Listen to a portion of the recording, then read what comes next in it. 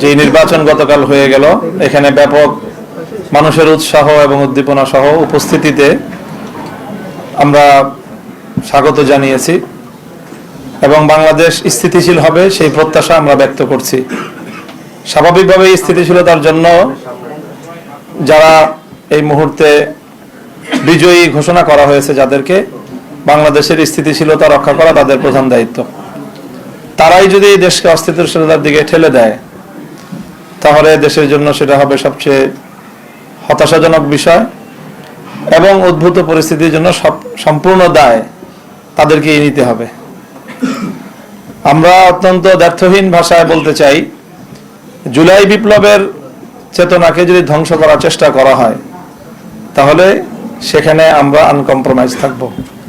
আমরা কোনো নমনীয়তা এবং কোনো ধরনের কম্প্রোমাইজ জুলাই বিপ্লবের চেতনার ক্ষেত্রে আমরা করতে পারবো না।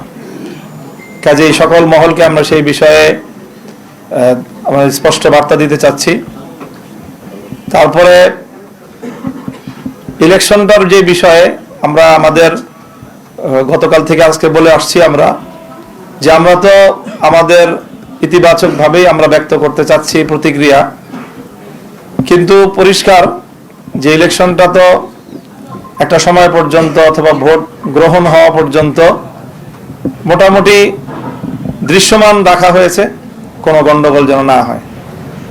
কিন্তু ভোট গণনা শুরু হওয়ার পর থেকেই আমাদের কাছে একেবারেই দিবালোকের ন্যায় স্পষ্ট যে ভোট গ্রহণটা যেভাবে হয়েছে ভোট গণনাটা তার সম্পূর্ণ উল্টোভাবে হয়েছে এবং সেখানেই আগামীর বাংলাদেশের ভাগ্য এবং মানুষের জনরায়ের প্রতি চরমভাবে অশ্রদ্ধা প্রদর্শন করা হয়েছে, অসম্মান করা হয়েছে।